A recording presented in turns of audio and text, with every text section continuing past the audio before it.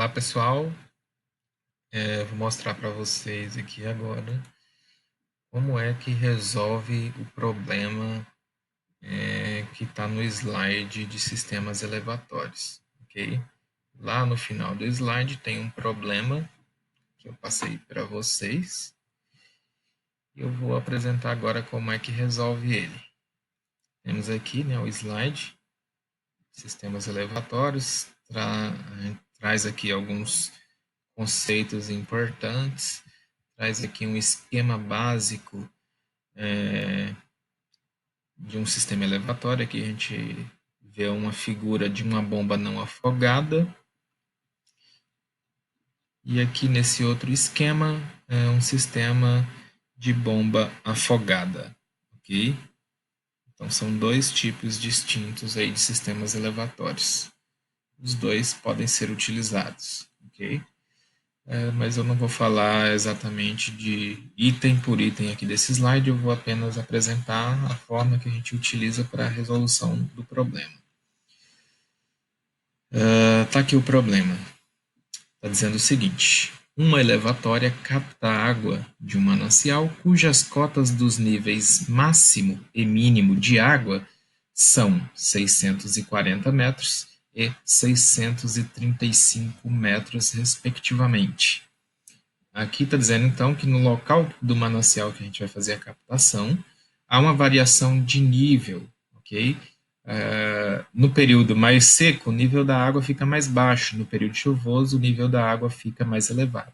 Então, essa variação de nível chega, então, a 5 metros, uma vez que, ora, estamos no máximo na cota 640, ora, estamos na cota 635, ok?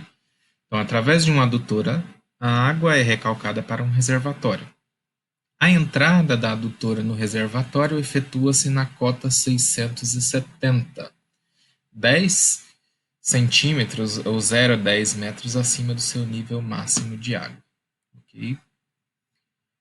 E prosseguindo, o diâmetro da tubulação de recalque é de 200 milímetros, comprimento de 2.500 metros, a altura média das rugosidades das paredes da tubulação de 0,035 milímetros, material utilizado PVC. As perdas de carga localizadas no recalque totalizam 7v² sobre 2g, ok? E a perda de carga na sucção é considerada como desprezível. Dados tais informações, determinar as faixas de vazão e de potência em que a bomba opera nesse sistema, tendo em vista as características da bomba apresentadas na tabela a seguir. Aqui, então, as informações da curva da bomba, né? Nós temos aí a faixa de vazão, a altura manométrica e a faixa de rendimento. Note que o rendimento ótimo está na faixa dos 30 litros por segundo, em que o rendimento da bomba está em torno de 71%. Okay? Aqui são esses mesmos dados da tabela anterior, só que expressos de forma gráfica. Então, em azul temos a curva da bomba, em laranja temos a curva do rendimento. Okay? E aí, como é que nós podemos resolver esse problema? Esse problema vai ser resolvido da seguinte forma. Já tem uma planilha aqui pronta.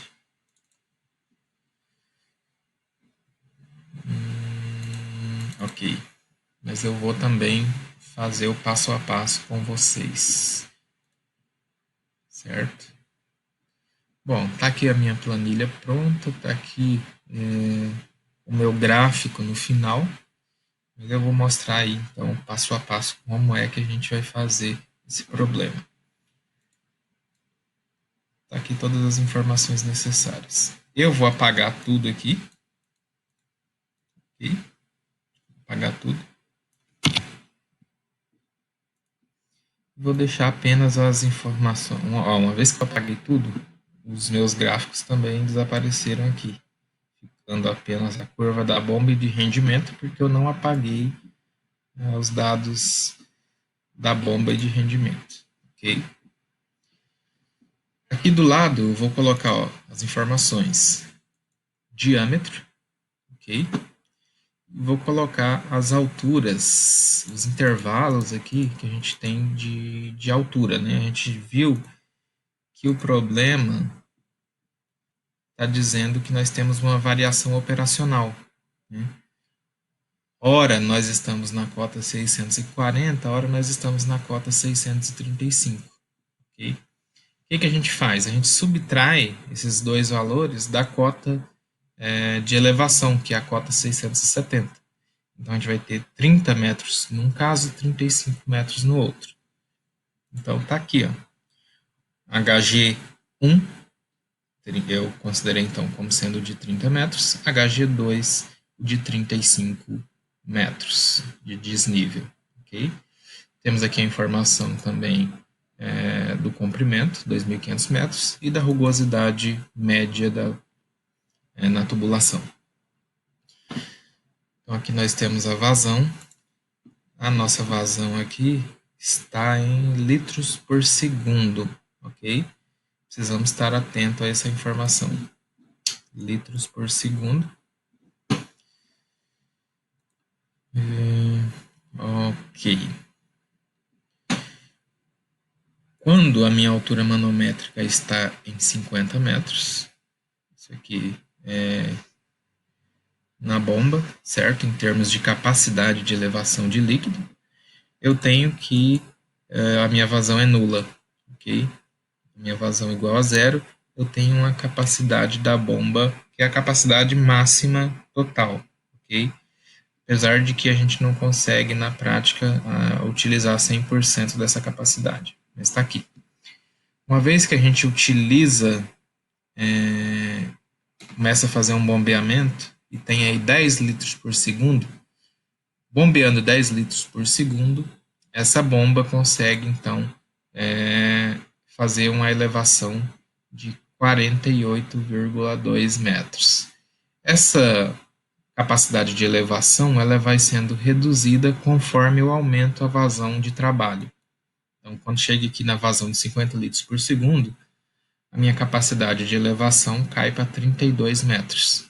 Significa, na prática, dizer que quanto maior a vazão, maior é o esforço que o equipamento fará para fazer a elevação do líquido e, consequentemente, ele vai estar tendo a sua capacidade de elevação reduzida, certo? Quando a vazão é mais baixa, ele consegue, trabalhando nas mesmas condições operacionais, elevar para uma altura muito maior do que quando a gente aumenta essa vazão, ok? Então, tá aqui. A velocidade, já está aqui a minha fórmula, mas eu vou mostrar para vocês. A fórmula da velocidade a gente já tinha usado em exercícios anteriores. Nós temos que 4Q dividido por π d ao quadrado é igual à velocidade. Okay? 4 vezes Q. Note que o Q aqui é a célula D3, é o Q. Note que a gente está dividindo isso por 1000. Está dividindo por 1000 porque a vazão está em litros por segundo e nós precisamos converter isso para metros cúbicos por segundo. Ok? Isso dividido para π, que multiplica por B2. Quem é B2? B2 é o nosso diâmetro.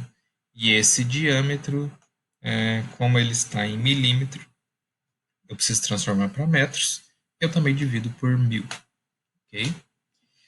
E faço esse termo elevado ao quadrado. O diâmetro está, então, elevado ao quadrado. 4Q sobre πd ao quadrado é a fórmula da velocidade. Ok? Eu dou Enter. Note que eu travei a informação do diâmetro. Ok? A vazão eu não preciso travar. Travo só o diâmetro. E com o diâmetro travado, eu simplesmente arrasto. E obtenho, então, as minhas velocidades para estas vazões. Note que considerando que o diâmetro é fixo, o diâmetro é constante, conforme eu aumento a minha vazão, eu também, consequentemente, estou aumentando a minha velocidade. Okay? Minha velocidade de escoamento aumenta. Agora eu preciso calcular o número de Reynolds. Okay? O número de Reynolds, já está aqui a minha fórmula. É igual a velocidade vezes o diâmetro dividido pela viscosidade cinemática. Novamente, o diâmetro está travado, dividido por 1000 também, para que seja convertido para metros.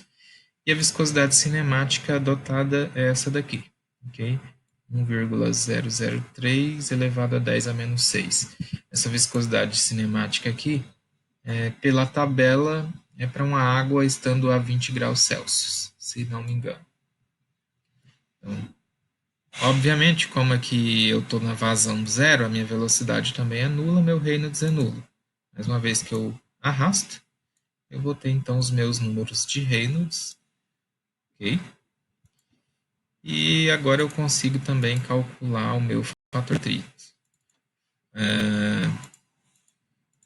Fator de atrito, estou sem a fórmula aqui, mas a gente monta a fórmula aqui na hora, porque quem sabe faz ao vivo. Okay?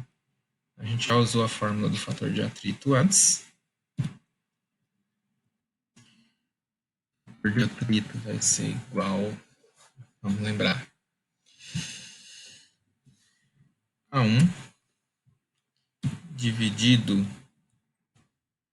por menos 2, multiplica por log 10 da rugosidade dividido por 3,71, que multiplica o diâmetro. Okay? Note que eu vou precisar travar a rugosidade, porque ela não vai mudar. E vou travar o diâmetro, porque o diâmetro é fixo. Certo?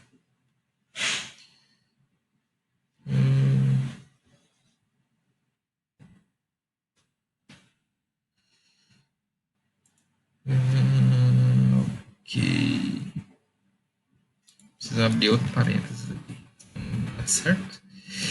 Fechei esse parênteses. Somo com 5,76 dividido para o número de Reynolds elevado a 0,9. Então, fecho. Sabe um outro parênteses aqui. Fecho. Fecho. E levo isso ao quadrado. Normal que aqui não dê certo. Essa primeira linha, mas vamos arrastar. Ok. Está aqui os nossos valores. Eu vou olhar aqui só para conferir.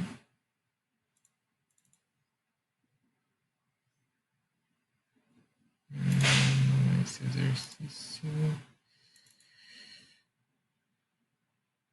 Só apenas fazer a conferência para ver se eu não errei a fórmula.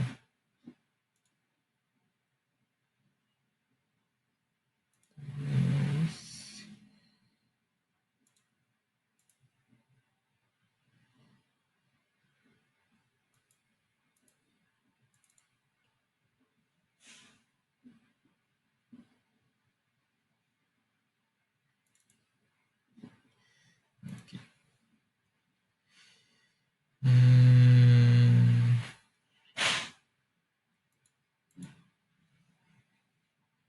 Onde está o fator de atrito?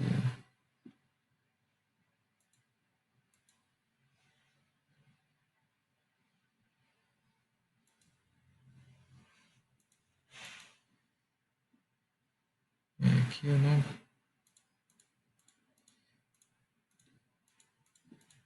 Esse aqui é o mesmo exercício, mas eu não acabei não calculando o fator de atrito. Mas vamos ver aqui. Vamos prosseguir. Aqui nós vamos calcular a carga cinética. Ok. Carga cinética ela é igual a velocidade ao quadrado dividido por 2 vezes a gravidade. Ok? A gente clica e arrasta. Ok? Aqui. E agora a gente tem que calcular a perda de carga distribuída. Ok? A perda de carga distribuída eu já tenho aqui a fórmula. Ok? A fórmula da perda de carga distribuída ela é igual a H3. O H3 é aqui a nossa primeira célula do fator de atrito. Okay? H3, então vai ficar flutuante, não vai ficar fixo, que multiplica por B5. Quem é B5? B5 é igual ao comprimento. Okay? Tá aqui o nosso comprimento. Comprimento trava. Então, F vezes comprimento vezes F3. F3 é velocidade. Ok? Tá aqui a velocidade. A velocidade também vai ficar flutuante. E a velocidade é elevada ao quadrado. Isso é dividido por B2. B2 é o diâmetro. Dividindo para 1000, para transformar para metros. Diâmetro vezes 2 vezes a gravidade. Ok? Então, a equação que a gente utiliza é F L vezes V ao quadrado dividido por D2G. Dá Enter e arrasta. Okay? Enter e arrasta. E aqui é a nossa perda de carga localizada. A perda de carga localizada, o problema tinha dado para a gente a informação de que a fórmula da perda de carga localizada era igual a 7 vezes V ao quadrado sobre 2G. Okay? Então, a gente vem aqui, 7, que multiplica V ao quadrado, dividido por 2 vezes G.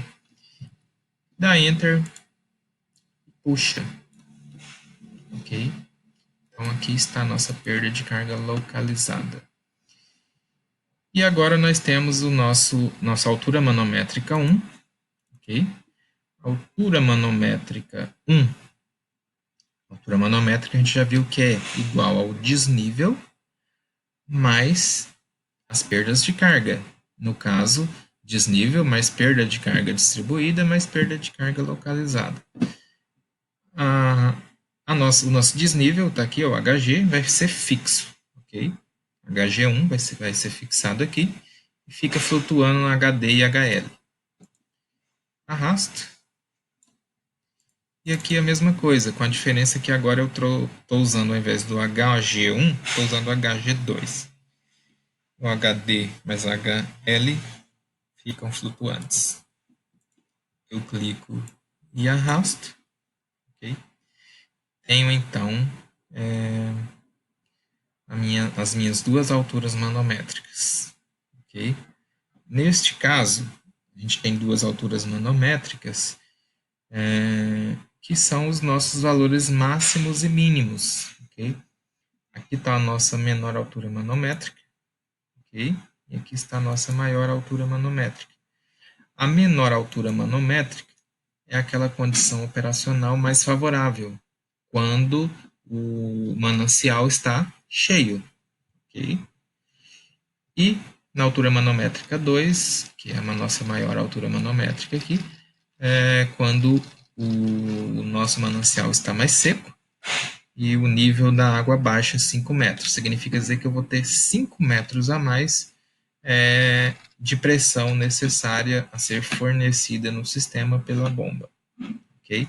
Obviamente, essa variação aí operacional de 5 metros de cota do nível da água no manancial vai nos trazer, então, uma faixa de operação, certo? Então, essa faixa de operação terá diferentes valores de vazão, ok? E também o problema pede para determinar a potência, né? Então, aqui eu estou sem a equação da potência porque eu apaguei, mas eu vou olhar no slide. No slide, provavelmente eu coloquei a equação da potência. Tá aqui. Eficiência ou rendimento da bomba. Aqui está a equação do rendimento, certo? A gente relaciona essa equação de rendimento também com a nossa potência. Mas eu estou querendo calcular aqui nesse momento essa potência aqui, potência fornecida pela bomba. Okay? Então, é a nossa potência necessária para elevar o líquido de modo a vencer a altura manométrica. Isso é dado por gama, que é o peso específico da água, vezes a vazão, vezes a altura manométrica. Ok? Tranquilo, né? Essa é a nossa potência fornecida, então, pela bomba.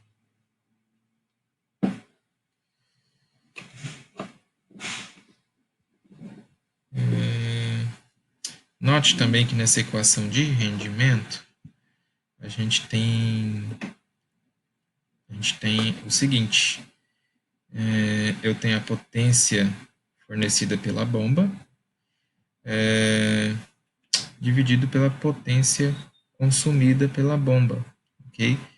O que significa isso? A gente significa dizer, na verdade, que eu vou ter duas potências para esse sistema.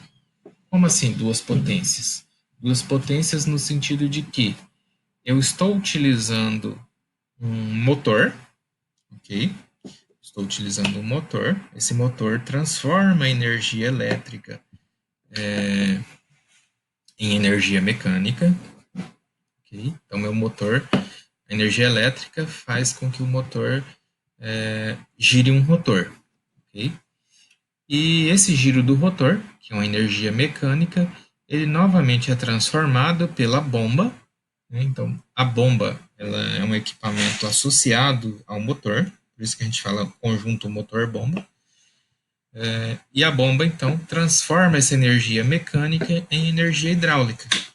E a gente sabe que, pela lei da conservação da energia, nenhuma energia pode ser convertida com uma eficiência de 100%. A gente sempre tem uma perda de energia, ok? Então, basicamente, a gente vai ter que, então, associar a nossa potência. A gente vai pegar a nossa potência consumida pela bomba, a gente vai calcular isso, e vai pegar então a nossa potência líquida e dividir pelo rendimento, ok? Lembrando que nesse caso o rendimento tem que estar em proporção. A gente viu o rendimento em porcentagem. Então a gente pega o rendimento e divide para 100, ok? Para dividir ele por um valor proporcional. Então vamos lá. Nós vamos ter que a nossa potência aqui neste caso será igual ao peso específico da água. Peso específico da água é igual a massa específica é igual a 1000, multiplica pela gravidade, 9,81. Okay? Peso específico da água multiplica pela vazão, então vou multiplicar pela minha vazão aqui,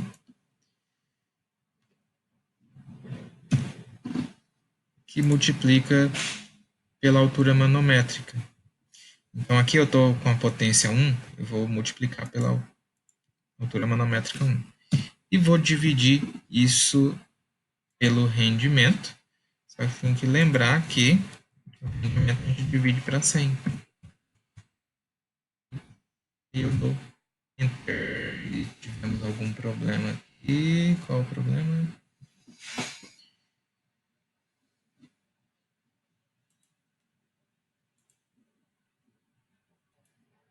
Eu achei aqui o probleminha.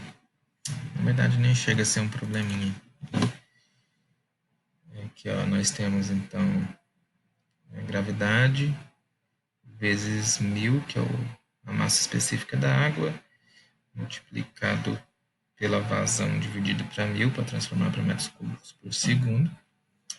Só que aí é o seguinte, esse resultado que sai aqui, ele sai em watt, E eu preciso dividir isso aqui para 1000. E o resultado fica então em kilowatt. Aí é só eu puxar, ok?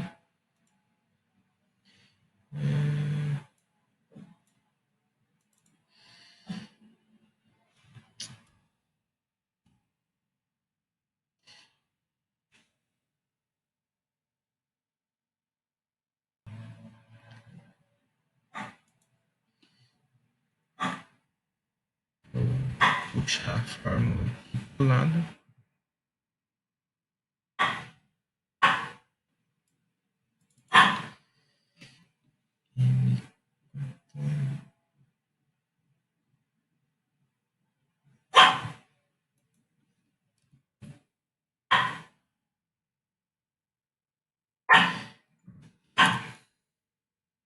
Fiz então a mesma fórmula, só que aplicando para a altura manométrica 2. Então, para calcular a potência 2, arrastei.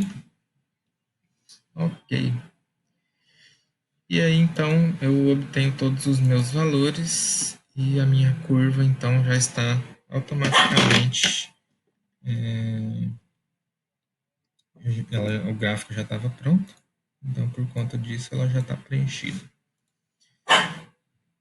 Vou copiar esse gráfico. Vou abrir aqui no Paint só para explicar como a gente faz a interpretação do gráfico, ok? A interpretação do gráfico é feita da seguinte forma. Aqui o nosso gráfico, ok? E aí eu vou inserir formas, eu vou inserir uma linha, ok? Eu tenho o seguinte.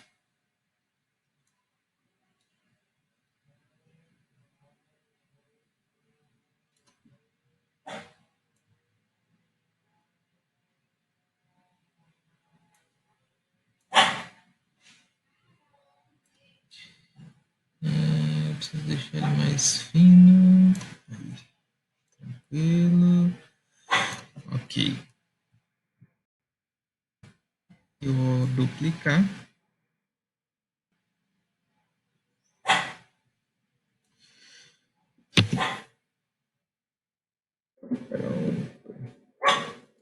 Bom, notem que eu fiz essas duas linhas. Essas duas linhas expressam necessariamente onde a nossa curva da bomba é essa azul aqui, ok? E a curva da tubulação, eita, notei um problema aqui na curva, aqui,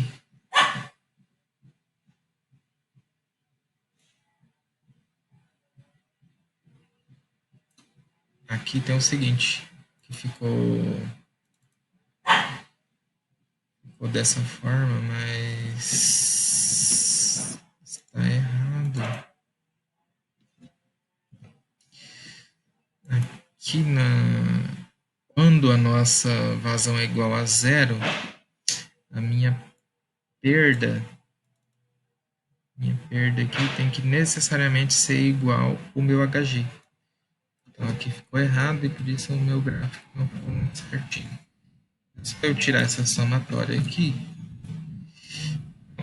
agora o gráfico ficou certo, ok? Note que ele estava todo errado antes.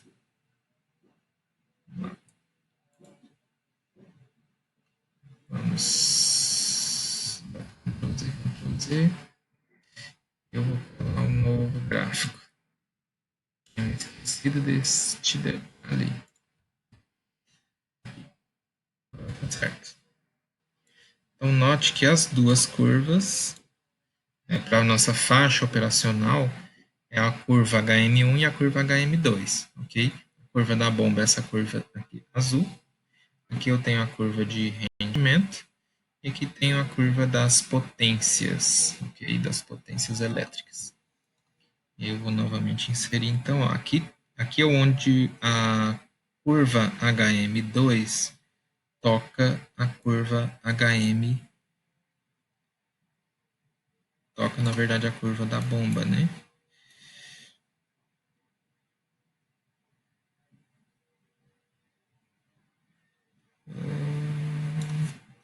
Aqui. Aqui onde a outra curva toca a curva da bomba. Isso significa o quê? Onde a curva da tubulação cruza com a curva da bomba é o que a gente chama de ponto de funcionamento. Então, aqui está o primeiro ponto de funcionamento. Deixa eu só trocar a cor para vermelho. Aqui.